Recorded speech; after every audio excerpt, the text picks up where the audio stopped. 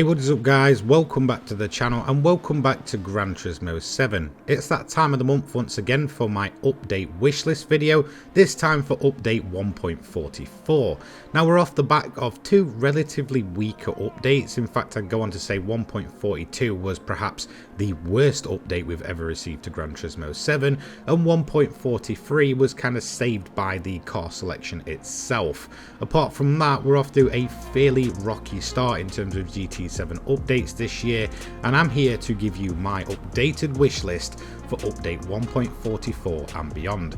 Now I will be doing a community version a little bit later down the line, so leave your suggestions down below if you want a chance to be featured in that video and you want to get your point across about what you want to see from GT7 going forward. So point number one for this video is going to be a Super GT themed update. Now you may be wondering why now rather than any other update would I recommend a Super GT themed update, and that is mainly because the 2024 season gets underway during April, and well, if you kind of guessed this one, the Group 2 cars we currently have in terms of the most up-to-date Super GT machinery is currently 8 years old. In fact, prior to that is the 2008 machines, making it 8 years on since 2016 with the current models that we have in game, meaning it will be absolutely the perfect time to get those updated to the brand new Type R GT500, the brand new Toyota Supra and the Nissan Z as well. Now you may be wondering why I'm referencing Super GT vehicles or Group 2 vehicles over the likes of maybe some of the WEC, FIA GT3 machines and such that most people will ask for, and it's relatively simple. This is a Japanese developer who also has very close ties to a lot of Japanese motorsport. Obviously last year saw the release of the updated Super Formula absolutely on the dot before the season started, so for me there's no real reason why they can't go ahead and finally update the Super GT. Obviously it all runs under the Japanese Motorsport Federation as well, so it seems like a no-brainer, and it will also bulk up perhaps one of the most lacking classes in the game, but perhaps the most fun class in game, which is the Group 2 category of race cars. For me, there's really no excuse. If they can't get the rights to the FIA GT3 machinery and get that updated, then just go over to their own country, get the rights for their own vehicles that race around Japan year in and year out, and get those ones updated. Not only that, they do fall into the category of becoming very outdated at this point. Like I mentioned, between 08 and 16 is an 8-year gap, and between 16 to 2024 once again is that 8-year gap. It just seems like an absolute no-brainer. So for me, a Super GT themed update with the brand new GT500s and maybe even a sprinkling of some of the more modern GT300 machines that fall under the JAF GT regulations will be absolutely amazing to see, and it certainly feels like something that Polyphony could easily achieve considering their ties to Japanese motorsport. My next point is a very easy one to, I guess, make a point about. A lot of people are saying this recently, and the more and more I hear about it, the more and more I agree, and that is getting rid of the dealership invites. Again, I've mentioned this previously, it makes no sense to have something like the Aston Martin Vulcan or the Bugatti Veyron under a, I guess, look-based invite, but then not have things like the Valkyrie under that or the Bugatti Chiron. It's already a very outdated system, and it just needs to be completely removed from the game, especially at this point in the game's life cycle.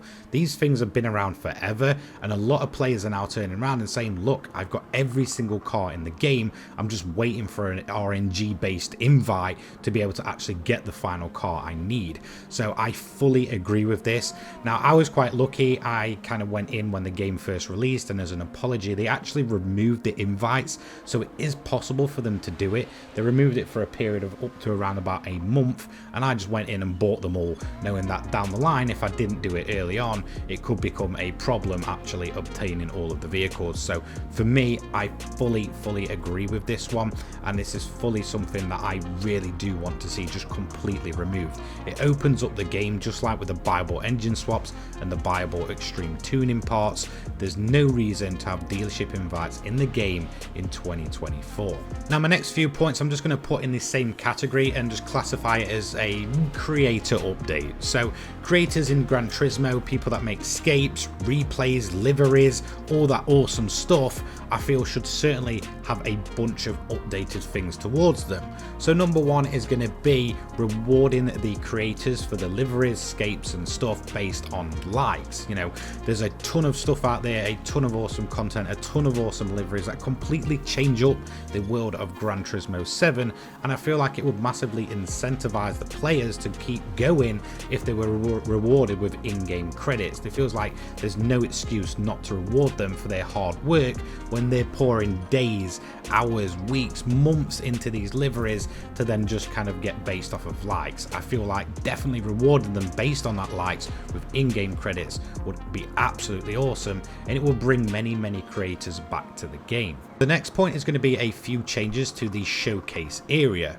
Now currently, if you're looking for a livery and you're typing in keywords and such like that, the way it's ordered is very bizarre. In fact, to get to the good stuff, the majority of the time you have to kind of sift through what is pretty much a load of rubbish to get to the liveries with thousands of likes on them, or that's really well done or really popular. So I certainly feel it should be changed up to make liveries much easier to find, maybe kind of basing them on how many likes they've got, how many reposts they've got, or just how popular they are. A lot of these older liveries that are still very popular to this day with people putting them on the car will end up just disappearing into obscurity and become very difficult to find. So certainly need some changes to how the showcase system works in the terms of actually finding liveries and such. Another thing I'm going to mention is shareable tunes. I don't know why this isn't a thing in Gran Turismo. It could just be an extra added section to the showcase where people can share the tunes they've made. This way, you know, it makes it much easier for the people that might not have all the time in their day to go ahead and either tune a car or, you know, build a tune. You know, why not just kind of make them shareable? People can download them and just leave them likes, reposts and things like that. I feel like that would be a great system to have in place with Gran Turismo showcase system, and that's going to lead me into the final point of this, which is more creator tools. Some of the coolest features in Gran Turismo are the likes of the PSVR replays, the replays themselves, scapes.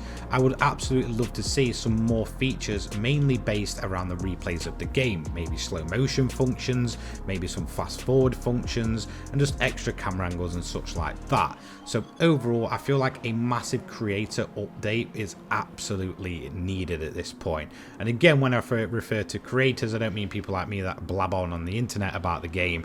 I mean people that actually take tons of time to do these awesome looking scapes, awesome replays, and the awesome liveries as well. So certainly feel like a creator update is needed. So this is a very common point, but I'm going to mainly refer it to update 1.42 and update 1.43, which featured the poorest updates we've ever seen added to Gran Turismo 7. It was almost like after 1.40 they just kind of gave up and gave us around about 15 minutes worth of update content in terms of events and just left it at that.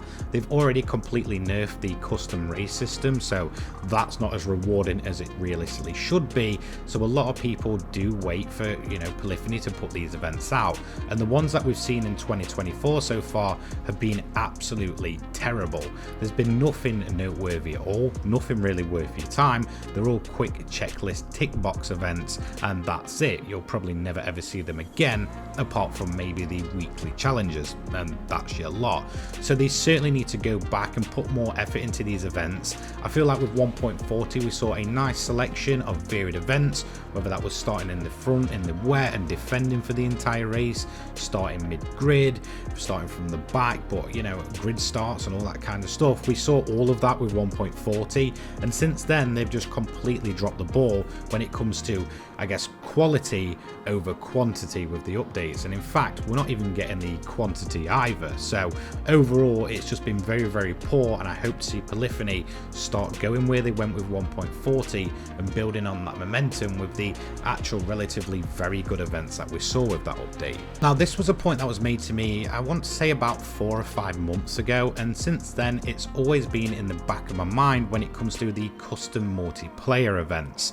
Adding AI to those events would absolutely be amazing and bulk up the entire lobbies, meaning that if you can't get, say, a full lobby in your custom race, but you have very specific ideas of what you want to run, the ability to add AI to those and then kind of get overtaken by players joining joining in and such would be absolutely amazing, and certainly builds a better atmosphere when it comes to the custom lobbies. There's a ton of options to make very awesome events for players to run on away from the daily races, but the ability to add AI to just bulk up that grid while you're waiting for other people to join and such would be absolutely superb. So I really feel like this one needs to be done. And now let's move on to my final point. This is a very obvious one. I think you can all guess what I'm going to say here.